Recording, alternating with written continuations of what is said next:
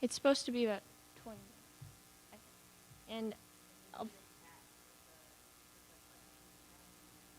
yeah, for the open Q&A, we have a Google form that like leads directly to a spreadsheet. So I'm going to be reading the questions off of the spreadsheet. So I'll have my phone then. It's okay. I want to have like the display up. Yeah, I might come up with questions, like follow-up type questions based on the interview ones. But we'll see. Yep, ready? Are we set? Okay, great. Hi, everyone. Welcome to Asian American Culture Club's B-Block presentation. My name is Rose Giroux. I'm a senior and co-president of AACC. Today's guest is Regina Wu, president of the Newton Food Pantry. She has spearheaded several initiatives at the pantry, including the Fridge, Newton's Community Table, and the Teen Ambassador Program. Regina's unique experience as a physician and an AAPI woman have allowed her to put special emphasis on healthy lifestyles and diverse selections of nourishment for the food insecure. This presentation will cover topics including food insecurity, the model minority myth, and the relationship between AAPI culture and food. Take it away, Regina.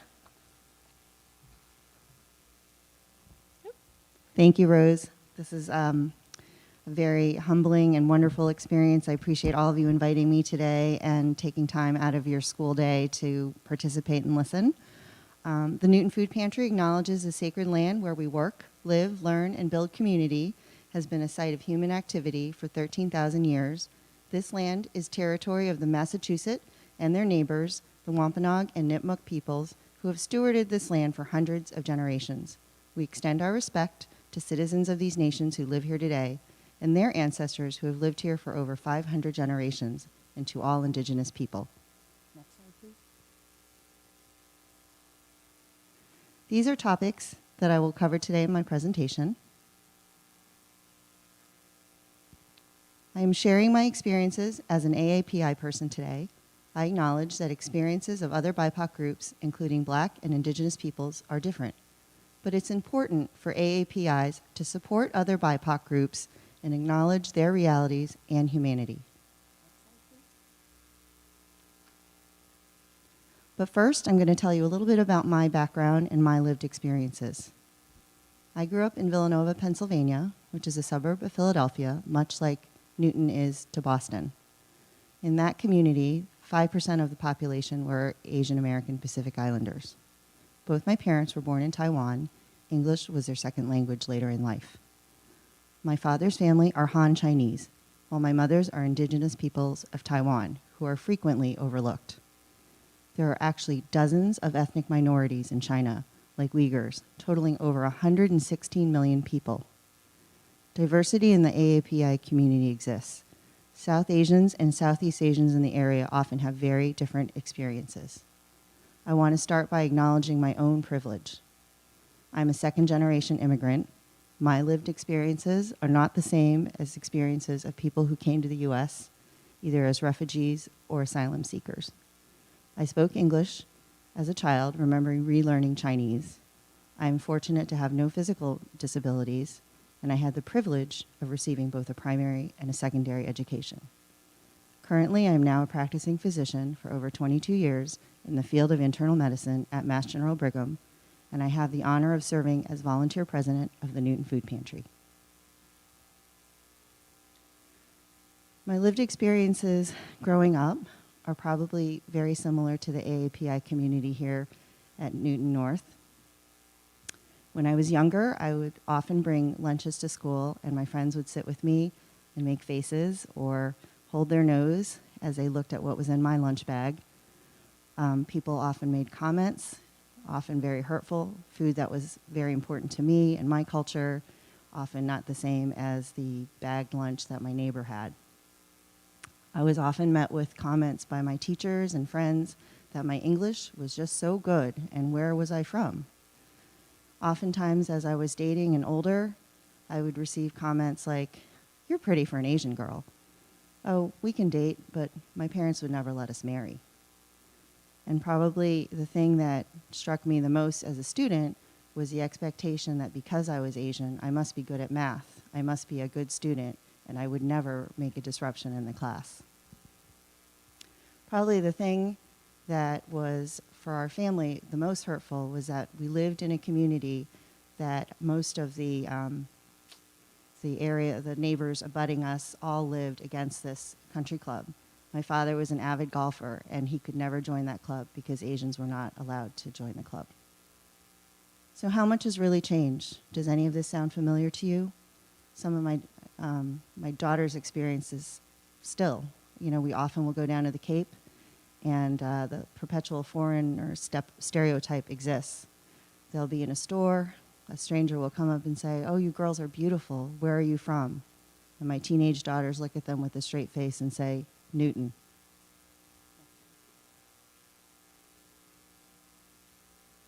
So you'd think that as an adult, live bias experience might go away. When I was training to become a physician, I was often confused with other members of the medical team. Support staff would say, "Dr. Wu, Dr. Chung, Dr. Chong, your names sound the same.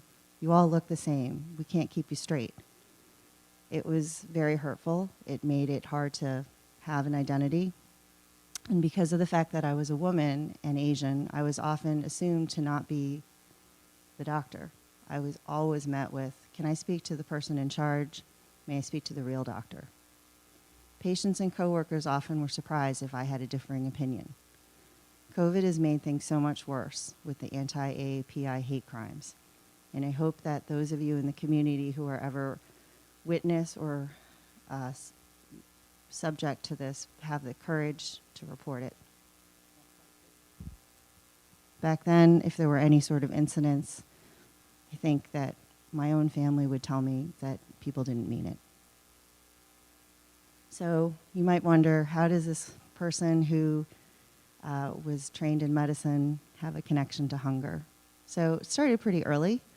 Oftentimes we're trained to really encourage our patients to make lifestyle modifications, and it became very evident that my patients were from various ethnicities, income, health, and that in order to encourage lifestyle modification, they really needed to have financial means. If you think about it, if you're struggling from paycheck to paycheck, how easy is it to go buy fruits and vegetables, which are expensive, to take the time to come home and prepare a meal? It's much easier to buy something through a drive-through, a processed meal, get it on the table, and then maybe get to your second job. So in the end, I really came to the appreciation that limited funds meant unhealthy foods. So I asked myself, how could I do more? I thought, I'm approaching this from the wrong end. I'm treating people after they have obesity, diabetes, hypertension, congestive heart failure. I need to help people eat healthy. So I became involved through the Greater Boston Food Bank, first at their main location, and then through their mobile market in Jamaica Plain. And then about 10 years ago, I responded to a call for action. The Newton Food Pantry was looking for volunteers who spoke Mandarin. And I quickly learned that I was almost a voice for the clients at the pantry. They now had someone who looked like them, who could communicate, speak to the organization leaders, tell them what they did or did not like from the pantry, and it felt very empowering and impactful. And I became quickly hooked. First, I was a volunteer shift leader, then volunteer coordinator, fundraising chair, board member, and now I'm humbled to serve as president. The biases did continue, though. Even when I first arrived at the Newton Food Pantry as a volunteer, I was surprised to be met with some responses by some of the seasoned veteran volunteers. People asked me to wait my turn. We're not open yet. Please take a seat. And this happened probably 4 or 5 times to me until people recognized that I was actually there to help and not to receive help. I was often not viewed as a leader. Even to this day, donors, volunteers, clients, when they come and there's an issue and they want to talk to someone who's in charge, they will say, "May I speak to someone in charge?" And it often gives me a tickle to turn my head, turn back, and say, "Here I am." So, of course, thinking that I have the privilege of being a physician, being in a position of being able to help people as president of the Newton Food Pantry. If this was happening to me, what was happening to vulnerable clients seeking help from us who might be also AAPI? And I said, we need to do better. We need to focus our delivery of food in a more respectful, client-focused manner. Next slide, please. So you might say to yourself, after my first experience at the Newton Food Pantry, why did I stick around? Why volunteer at the Newton Food Pantry? Well, even though I had experienced some of these biases, I knew that the Newton Food Pantry did great things, and I felt that I could use my background and lived experiences for good. That connection that I made with those clients that I interacted with really made me appreciate that they now had a voice and someone that could relate to them, and they felt seen and heard. I also knew that I could use my own lived experiences and also experiences as a daughter of immigrants to help forge some decisions that would be helpful to the clients that we served, and again, recenter all the work around the clients. My language, my culture allowed me to see things in a different lens from 95% of the volunteers that existed before I joined the group. Next slide, please. So just a little bit about the Newton Food Pantry, but I won't spend too long. We are one of 3 pantries in the city of Newton, founded in 1983. We're the oldest and largest, all volunteer. We're always focused on serving our clients with dignity, compassion, and respect. We currently are distributing over 4,000 bags of groceries and personal care items to over 1,800 Newton residents, and this is on our on-campus distribution site. We do this in a multitude of ways. We do home delivery to medically homebound clients. We also do bulk grocery delivery to clients who live in the Newton Housing Authority complexes. And lastly, we do in-person shopping, as we know that choice means dignity. This amounts to about 90 volunteers giving up 180 hours of their free time to serve our clients every week. In an effort to expand our notion of what the Newton community is, we wanted to really include not just people who live in Newton, but people who work here and work and live in nearby towns. So in March of 2021, we opened the Newton Community Fridge. For those of you who are not familiar with what a fridge is, it is a free refrigerator and pantry that this movement was a grassroots movement that took off when the pandemic started, but I think had also been around a little bit before then. And the concept is to take what you need and leave what you can. So it's an honor system that allows anyone who needs food 24-hour, 7-day-a-week access, no questions asked. It's unmonitored, and we were fortunate to harness the energy of many community groups who then fielded teams of volunteers to help us clean, stock, pick up donations, and then we have also been very fortunate to have individual donors come every day.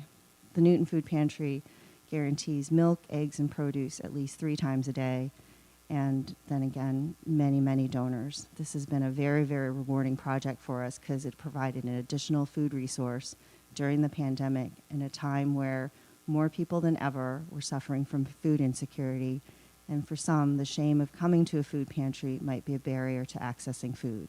And that was certainly not something that we wanted to, it was something that we wanted to remove a barrier for. The other thing that the Newton Food Pantry worked on this past year to expand our impact and be able to welcome more clients was we started a joint project with LaSalle University and established a dry pantry. This dry pantry provides both dry goods and personal care items.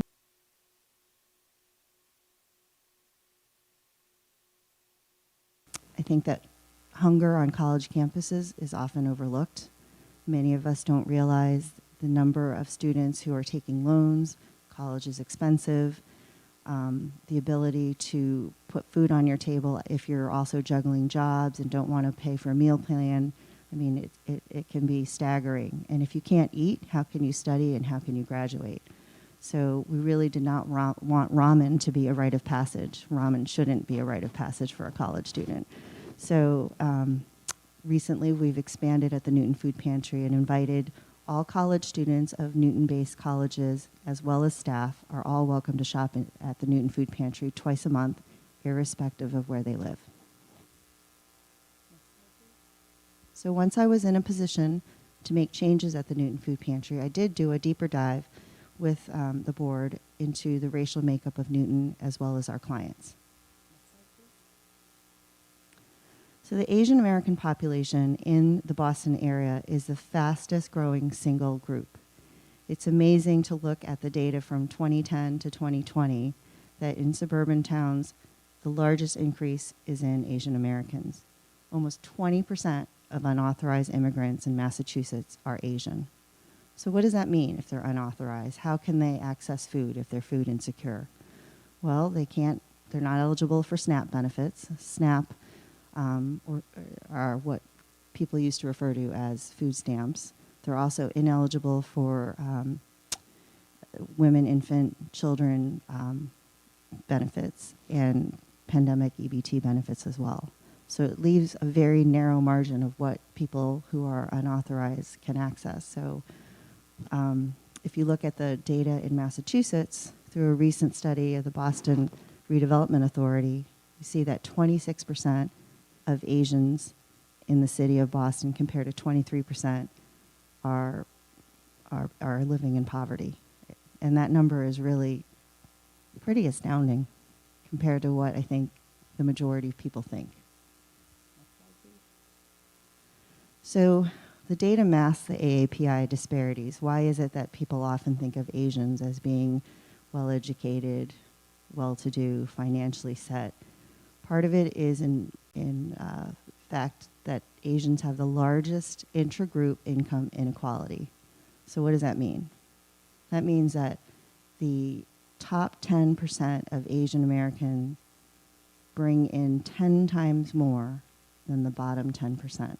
And if you pause to think about that, and you kind of, I'm not hugely great at math, despite the despite the stereotype, but if you think about that, the high earners are kind of making it so that the low earners are not recognized, and that's probably part of why there is such a stereotype about this. But we really need to educate one another and educate the community. In Boston, more than 30% of Chinese and Korean residents live in poverty. This is compared to 17% of Japanese and 13% of Filipino. That's a huge number. If you think about it, these households are often linguistically challenged too, because people don't speak their languages at food pantries or at food resources, and that can be very isolating and very hard for them to ask for help. So how does this compare in Newton? So if we look at the most recent census data about Newton residents, we know that 71% of our residents identify as being white or non-Hispanic. 26% speak a language other than English. At the Newton Food Pantry, while we don't collect any data about income, people are welcome to come through self-referral. There is no income requirement. We do ask about race and ethnicity and preferred language, just so that we can have the volunteers that are available to speak those languages, and so that we can have our written documents and website also in those languages. But if you look at our data, 60% of our clients identify as non-white, 60%.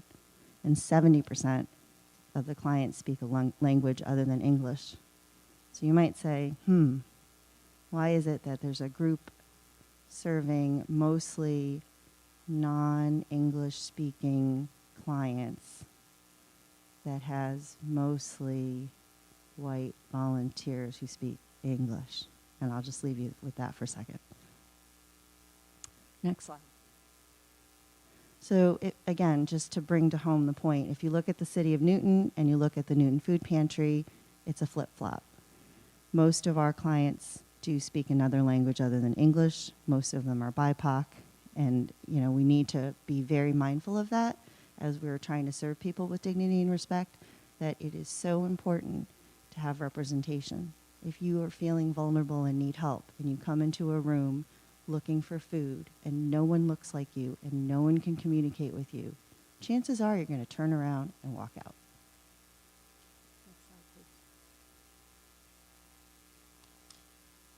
So let's think about some of the barriers for AAPI and why they might not come to seek food assistance at a food pantry or the fridge. I think that the shame is real. You know, I hear this all the time from our clients, not just Asian, but particularly Asian. I think many feel that they're not supposed to come to a food pantry. They should be working harder. They should be taking on more jobs. Many don't understand that the Newton Food Pantry is an independent pantry, meaning we don't report anything to the government and receive no government assistance. But many fear that coming will somehow jeopardize their green card status or visa status. And then I think that there is a language barrier. I think there's just this huge sense of relief when I see somebody come and they can speak Cantonese to one of our volunteers or Mandarin to myself. And then again, another barrier is types of food. Only recently have we started a huge selection of culturally relevant foods at the Newton Food Pantry. And again, I think it's been a powerful and impactful thing for our clients because they can make foods that remind them of home and are important in their cultural traditions. In fact, I remember one time, the first few times that I was at the pantry, a Chinese client whispered to me as I was walking through with her, and she said, "Do they know that we don't eat that mac and cheese or that Chef Boyardee? We don't like the cans." So creating change at the Newton Food Pantry. How could I use my lived experiences as an Asian woman to try to change the lens and of the work that we were doing at the pantry? So one of the first things that we as a board felt was important was trying to understand BIPOC needs. So we formed a diversity, equity, and inclusion committee, really trying to incorporate the client's viewpoints through client focus groups and obtaining more AAPI lived experiences. One thing that we've done that has been very important to us is to make sure that during our client-facing volunteer shifts, 30% of those slots are saved for people who speak a second language or people of color. Again, representation matters. You can understand how this might have been a challenging decision to make as a board, to say that, you know, we would have some volunteers say to us, but I've been volunteering for 10 years and now you're asking me to step aside. I think for volunteers who understood the mission of the Newton Food Pantry and that we were trying to center our experiences and work around what is best for the client, they understood that need to create room for people of color to be there and to represent. And for those who didn't, we did have some attrition. But most importantly, we really wanted to create an inclusive and welcoming atmosphere so that our clients would feel welcome. So I alluded to the culturally relevant food section at the pantry. This has been a wonderful addition. We now carry foods from Asian stores, Latinx, as well as Russian. We have volunteers that are dedicated to go shopping there, and we spend about $5,000 every month just stocking these shelves, and you can just see kind of the thrill. If you're food insecure and you're trying to buy some specialty ingredients and you can't get to Chinatown or to an Asian market, going to your local chain grocery store, these items can be very expensive. And so we're also able to get them at a bit of a discount and again, bring some joy and comfort and connection to the clients.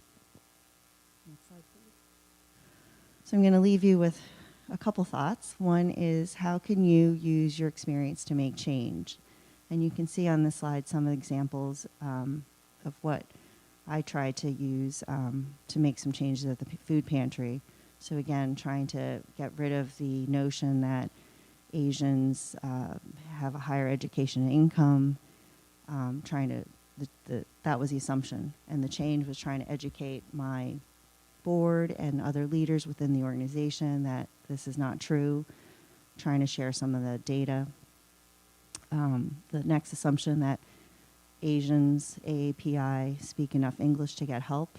We realize that that's not necessarily the case. There is a lot of linguistic isolation, and it's very important that all of our materials are in different languages. Another assumption is that if you're hungry enough, you're going to come. And again, I've been trying to share that the shame is real and that it is so important for us to treat everybody with dignity and respect so that they feel comfortable to come, and also educating our clients to know that we are not affiliated with any government. Lastly, if they're hungry enough, they'll eat what we offer. Again, not true. I think that's a barrier to coming. If you come to some place, you need help, and you find nothing that is going to fill your tummy that you want to eat, you might eat it, but it doesn't feel like it's a respectful interaction. And then lastly, that hungry people can come during the day. You know, the food pantry used to only be open until 5:30. And if you think about it, you're working 2 jobs. How can you get there? So we extended our hours into the evening. So these are some examples of how I use my lived experience to create change at the Newton Food Pantry. And I want to just hope to impart on you guys that you can use your own lived experiences to create change, whether it's in your community, at your job, your future job, at your school. Know that your AAPI lens is your superpower. And lastly, I just want to also say it's okay to ask for help. Please know that while Newton is predominantly white and affluent, know that a neighbor or yourself are not alone in seeking help. We believe that clients, donors, volunteers can all be the same person. And it takes courage, but we are here to help and support. We understand that the AAPI community has special needs, and we are here to help with dignity and compassion and respect. And please know that if there's any friends, people in your community, college students who need help, ask them to ask for help. That's the only way that we can try to improve each other's lives, is by helping one another. So thank you so much. I really appreciate you spending the time with me right now, and happy to take some questions now.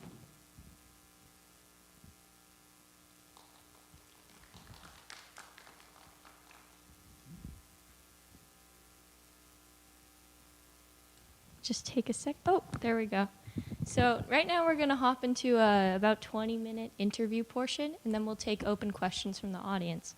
So have a few questions.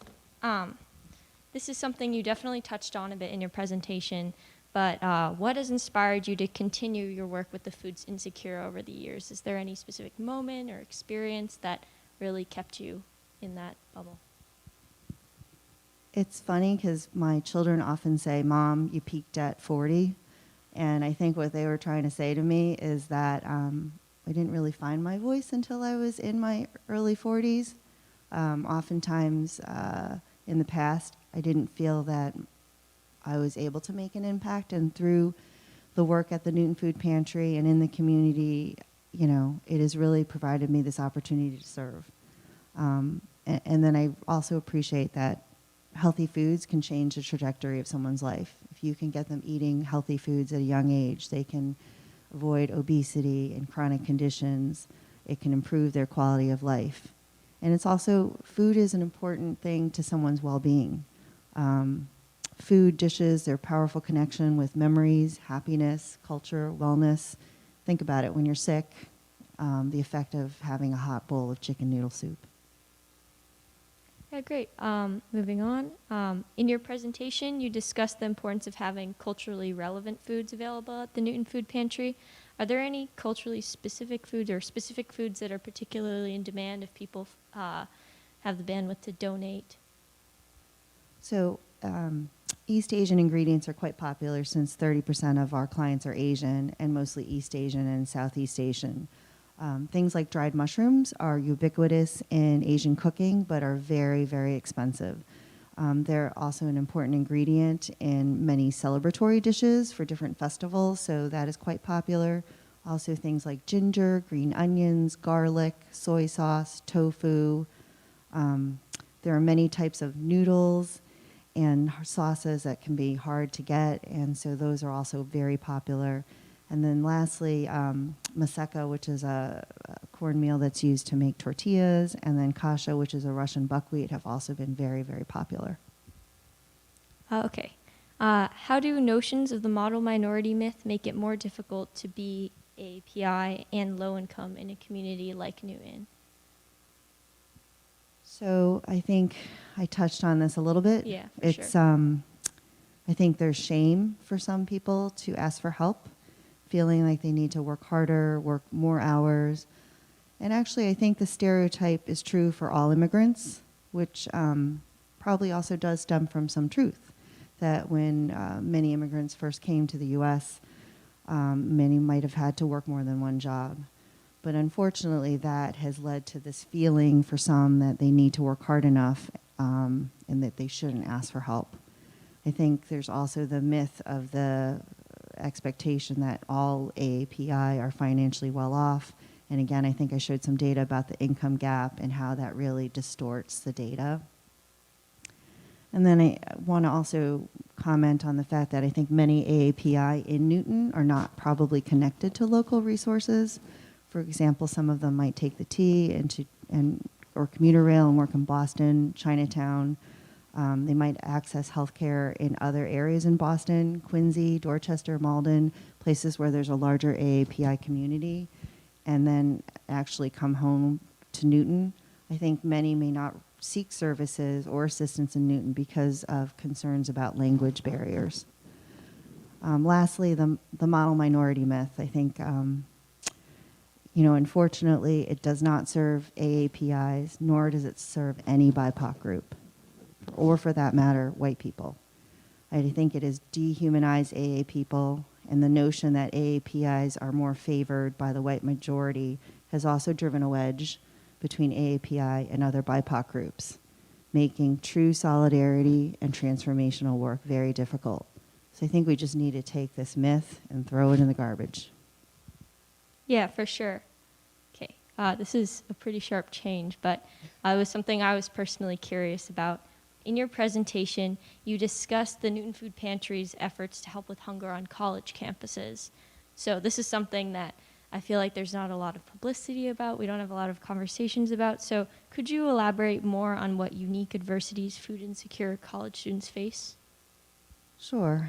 I think we all know, particularly you guys are in high school and some might be thinking about college, tuition is expensive. So many people who are seeking financial aid may skip the expensive meal plans, and then they may also skip meals. I think those who are relying on their families to help fund college may be reluctant to ask for more money to help for food.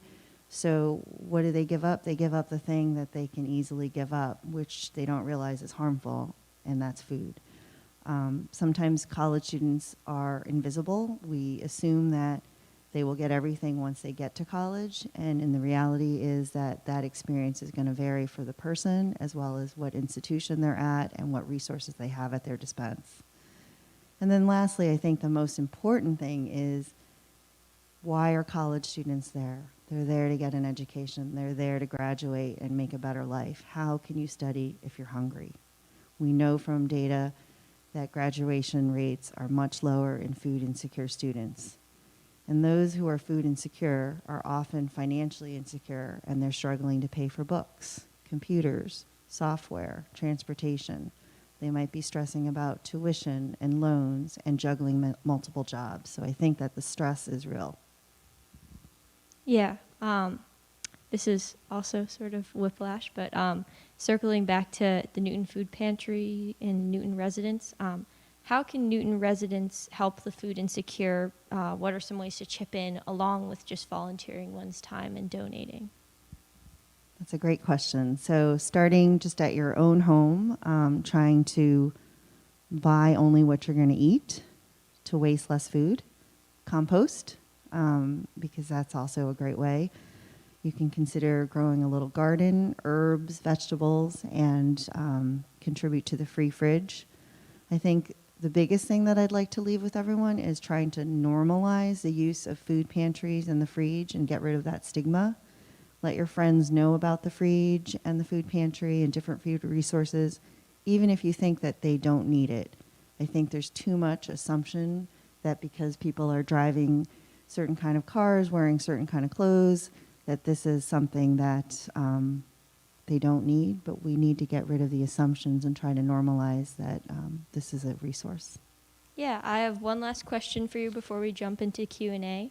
This is a fun question, but if you had one piece of advice to give your younger self, what would it be? And this can be about anything, being AAPI, your efforts with the Newton Food Pantry. So since this is AAPI Culture Day, and I'm here partially at the wonderful invitation of the AAPI community and student leaders, I would really focus my thoughts on being a younger AAPI. And I want to say that as I sit here, I see myself at your age and think about my immigrant parents working very hard to give me a good future, my mother making delicious dishes for me, my family speaking a different language at home, and then feeling conflicted because I was often embarrassed to bring them to school because their English was less than perfect, or feeling self-conscious about the way I looked or the way they dressed and feeling that I was different. I'm sure many of you know what I'm talking about, but these differences sculpted my cultural identity. They made me who I am. And at the time, I was not fully able to embrace it. Now I know that it is the core of who I am. These experiences have made me able to relate to my patients and clients in a way that is different but better. And while it may not seem it today, it is a superpower. So all of you have a superpower. Just use it. Okay, great. Thank you so much. Just a reminder, if you go to the NNTV YouTube account and the live stream, there's going to be a Google form linked underneath where you can fill out questions. As of right now, we're waiting for questions to roll in. So, sorry, just one second. No, I think I have access. I'm just going to pull them up on my phone here, double check. I'll give you guys some time to type. Ooh. Okay, great. We actually do have one. Fantastic. So this question is coming from one of the classrooms. What has the process of increasing more BIPOC volunteers been like, especially considering the majority white volunteership of the Newton Food Pantry? So there are, change is hard, and there were definitely some growing pains. Again, if you think about why the Newton Food Pantry exists, it's to serve our clients who need food. And so the mission is about the people, the clients. Understood what we were trying to do and were there for that reason, I think fully understood the need to make space. I think for others who may have looked at volunteering as, a way to spend time and didn't really necessarily have as deep a connection, there may have been some hurt feelings or feelings that they were being excluded, but I think you have to think about it always through the lens of those that you're serving. Yeah, this is sort of a follow-up question, but in your presentation, you mentioned the Diversity and Inclusion Committee. What initiatives has the Diversity, Equity, and Inclusion Committee carried out to really increase that cause? It's been in existence for about a year, and we're actually in the process of hiring a consultant to come to the organization to help in terms of training our volunteers to be a little bit more culturally competent, helping the leaders become a little bit more culturally competent. And I think that there is a lot of work to be done. We are really just in the beginning of this process, so stay tuned. Yeah, for sure. Okay, great. I have a question from the audience. What are some ways people can sign up to volunteer at the Newton Food Pantry? This is a great question. We love volunteers. Thank you so much. That's like the backbone of our organization. So if you're interested in volunteering, there's many ways. At the Frege, it's easy. You can just make donations if you want. You can sign up to be on the Newton Food Pantry team. and you can just email newtoncommunityfreege@gmail.com for the Freege. And then for Newton Food Pantry, if you go to our website, there is a drop down for volunteers. Just fill out that form and we'll be in touch. We do have some high school students with us, and we're so excited about that because it brings a new energy. The shifts that the students often do on client-facing days is 4 to 6 or 6 to 8, but there's also other opportunities. We have a monthly blog, we have a newsletter, there's fundraising, there's all sorts of things that you can get involved in that we would love to have your voices on. And lastly, there's a Teen Ambassador program, so if you're interested in learning about how a nonprofit works, get an inside kind of education, a little bit about food insecurity, and have the opportunity to come up with individual plans to make a community impact. I think the Teen Ambassador program is also a wonderful opportunity, and we'll be accepting applications for that in May. Okay, great. This is sort of playing off a different part of your identity, but in your experiences as a physician, have you seen the medical community become more aware of racial inequities in medicine over your career? It's interesting. I think that when I was training, I remember this as a medical student in Chicago, that at the Veterans Hospital, there were a couple patients who wouldn't see me because they said that my face triggered PTSD. And I remember the education on our team between med students and residents and attending, and kind of feeling like we understood the patient's perspective, but there was no validation of how that might affect me and impact me. And I think that the medical world still has some way to go about this. There are some feelings that people, when they see me, just assume that I'm not going to try to rock the boat. And I think that it comes from us needing to take the advantage to speak up. Yeah, we'll keep hoping for a little more progress in that aspect. But in your presentation, you touched a bit on your struggles as a leader being an Asian American woman. Do you have any advice for Asian American women in terms of overcoming others' perceptions? Oops, it's not scrolling. I'm going to make this up then. Overcoming others' assumptions about your docileness or submissiveness? I think this goes back to my kids telling me that I peaked at 40. You guys have a unique opportunity right now because the light, has been shown on a lot of things going on with AAPI hate crimes and COVID. And this is a time where I would love to see more AAPI leaders emerge. We have Mayor Wu. I think that the time has come to speak up. What could I say to help overcome some of the difficulties? I think believe in yourself, surround yourself with people who are allies. I was fortunate at the Pantry to develop some good allies in terms of some of the growing pains that I alluded to when we shifted the way that we were looking at volunteers for client-facing shifts. I think that was a huge challenge. If you think about it, I mentioned I think I was the only non-white volunteer 10 years ago, and now probably 35% are BIPOC or bilingual, and I would love to see that grow to 50 or 60% because we want to emulate the community we're serving, right? This is not about white saviorism. This is about taking the best care of our community.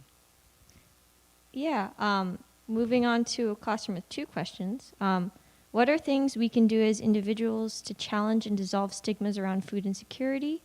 And what is the process of supplying culturally relevant foods from supermarkets like? Okay, I'm going to start with the second part because the second part's easy. So the culturally relevant, what we actually did at the food pantries, we periodically do questionnaires in multiple languages to try to solicit feedback from our clients. And then I mentioned we also started a client focus group. And so based on feedback, we have, I mentioned 4 or 5 volunteers shopping at different grocery stores, and they buy like a 2-week supply, which has been a lot of fun. You see what gets taken, what doesn't get taken, and then you kind of tweak. And so we're constantly shifting that, and I would love for that to be a growing portion of what we carry, and we're looking to do that more and more also even in our fresh fruits and vegetables, you know, whether it's Japanese eggplant and bok choy or it's different types of peppers, but we're trying to continue to expand. And then the first part I forgot, sorry. Yeah, let me just find that. What are things we can do as individuals to challenge and dissolve stigmas around food insecurity? Really withhold judgment. You know, sometimes this happens at the fridge where people will say, Regina, I saw this Mercedes-Benz SUV pull up, and, you know, people hopped out and they took all this food, and I just sat in my car after I dropped off all these donations, and I felt, why are they taking the food? And my answer is, we never know the situation behind a closed door. For all we know, that Mercedes-Benz SUV is borrowed from an employer, or it's, you know, a family who somebody got sick, somebody lost their job. Not our place to judge. And I think the more that we can try to be understanding of one another and know that everybody needs help in some way or another and normalize the use of food pantries, I think that that is going to go a long ways towards understanding. Okay, next question. Are there any requirements in order to be a volunteer? So we typically ask that our volunteers are over 13 if they're coming alone. If they're younger, then they need to come with a parent, and based on the discretion of the shift coordinators, if the student seems mature, sometimes middle school students are also able to come without a parent. Otherwise, there are no, you know, if you want to help, we can find something for you to do. It may not always be the client-facing shifts, but there's so many behind-the-scenes parts that we would love to engage others in. Okay, great. Another question specific to the Newton Food Pantry. What happens to the food that doesn't get taken during the open hours of the food pantry? That is a great question. So before we had the fridge, we would give our leftover foods to the Brookline Food Co-op, and they are a gleaner. So I don't know if many of you are familiar with what a gleaner is, but gleaners are organizations that take food from different grocery stores or farms or restaurants that is about to go bad in a couple days, and they deliver it to food pantries for same-day distribution. So organizations like Fair Foods or Love and Spoonfuls. So we did the same. But now, as my inventory manager volunteer says to me, we are running a 24/7 buffet at the Newton Community Fridge. So we're able to use all that, quote, leftover food and distribute it at the fridge. Okay, great. Another lifestyle type question. How do you balance your day job as a doctor and running an organization and also being a parent? Another great question. I don't sleep very much, and I'm fortunate to have a really wonderfully supportive family. My husband is a stay-at-home dad now, and so I couldn't do all that I'm doing without his support, and then 2 wonderfully understanding teenage daughters. And I would say running, actually literally running, is my sanity. I like to run in my free time, but it's hard to balance, but it's doable. You guys can do it. Yeah, it's pretty hard to balance juggle everything that's going on. Let's see. We don't have any questions right now, but you mentioned that you have 2 teenage daughters who are also API presumably. Do you think that they share any of the same experiences you had growing up? Is there anything that's radically changed, or is it you hear some of the same stories being repeated? I think there's a lot of change I can see, particularly. So Jessie is going to hate that I'm using it's all good. She's a senior at Newton South, and it's kind of amazing to see. She really has a great perspective on things, and while she sees some subtleties of it, I think she's experienced a lot less. You know, when we were traveling to Taiwan, people would see the two of us walking together, and they would assume that I was her ama. So an ama is like a nanny or a grandma. So they would often say, "Oh, what a beautiful child," and she'd just look up and she'd be like, "That's my mother." So I think, you know, even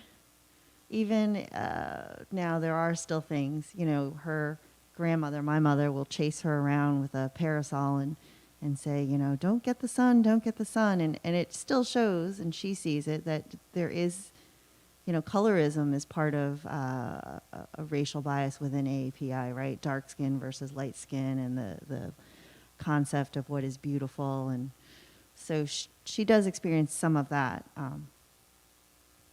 Yeah, for sure. I've had some of those same experiences with my Chinese family in terms of parasols and big hats and sunglasses. But steering back towards the NFP, or Newton Food Pantry, someone asked if there are any ways to volunteer without working shifts if you have shorter pockets of free time throughout the day, as opposed to longer stretches in the evening. So if you are looking to, if you're interested in helping with social media, or you like to write, you know, we have, you know, short blogs and stories that we publish. Like this month is Women's History Month, and so we're featuring little short stories on some of our female volunteer leaders, so you could get involved in that. I mean, feel free to email me at president@newtonfoodpantry.org. Tell me what you're interested in doing. I guarantee you I can find you something that will be mutually beneficial, because there's a lot of work. Yeah, for sure. We can share out some of the specific information, details, outreach. Do you all have Instagram or Facebook or any social media platforms you use? Please follow us actually on our Facebook page for Newton Food Pantry, and actually the Newton Community Fridge also has a Facebook page. And if you follow that page, it's mind-blowing. You can see a full fridge, and then 20 minutes later it's empty, and then it fills again. I think that's just kind of a heartwarming story about humanity. There are those who are giving and taking and giving and taking. And the giving and taking doesn't have to be different people. What we love is that some of our pantry clients will bring things that they don't need or don't use or don't like to eat that they've received elsewhere, put it into the fridge, the pantry side, and then take some fresh produce. And I think it's a wonderful reciprocity and mutual aid, and again, adds to the dignity of the experience. Yeah, I will say I've seen some of Newton Food Pantry's Instagram posts being reshared by students here at Newton North, and it just reminds you as you're going about your day to contribute to these causes, and it's something really great. And I think social media can really be harnessed as like an agent for good in publicity in scenarios like this. Well, if anyone's interested in helping our social media team and communications team, I will fully pass on your name and information, because we are very fortunate to have a couple people who are working on it, and we can always use more help. Yeah, for sure. Okay, I have a question here. How do you reconcile the less than favorable history between communities with the BIPOC distinction while increasing BIPOC volunteership? Give me a second to sort of reframe this. It's coming right in from the Google form. Yeah, I'm not sure what this question is asking. Perhaps you could speak on,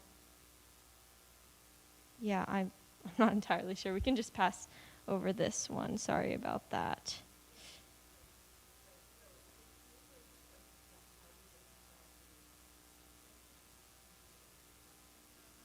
Oh, okay. That makes sense. You want to repeat that? Yeah. How do you reconcile assumptions people have about the BIPOC community and food pantries while increasing the number of volunteers who are people of color?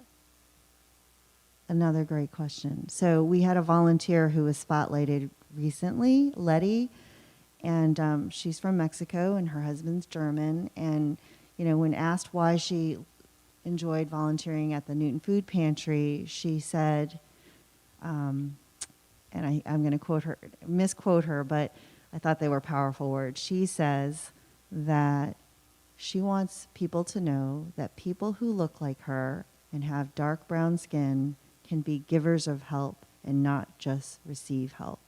And I think that that was such a poignant statement, that we can be all on both sides of the equation at any time. Again, this goes back to my feeling that donor, volunteer, client, you can be the same person. You could be the client when you were 10, and you could be to the donor and the volunteer when you're older, or vice versa. We all need a hand. I think we just need to humanize that. Yeah, for sure. Okay. One last question just to wrap things up and give a little more context to this presentation. In the past 2 years, there's been a spike in anti-AAPI hate crimes. How has this impacted you, the work you do, and how you understand your identity? I think I've tried to do a lot more self-reflection with all of that's happened in the past 2 years. And in many ways, this goes back to, if I could do things over again, I would have spoken up more sooner. I wouldn't have, even with my parents, I think they recognize now too that things that I used to come to them about that seemed off and were microaggressions and biases, they probably shouldn't have let them go unchecked and uncalled out. And I should have said something at the time. And I think that it has given me the courage to now speak up more. And I feel like it's given all of us a little bit more of a platform to speak, because the world is listening. Yeah. We're going to wrap up our presentation, but do you have any final remarks, anything to wrap everything up? No, I think I appreciate this opportunity. I am grateful for all of you guys listening. I just want to encourage all of you to use your own experiences to make change in a positive way. You might not think that you have anything that is going to be impactful, but it is. Trust me, your experiences matter. Your identities and culture matter, and you're going to help others by sharing it. So thank you, and good luck. Great. Thank you, Regina.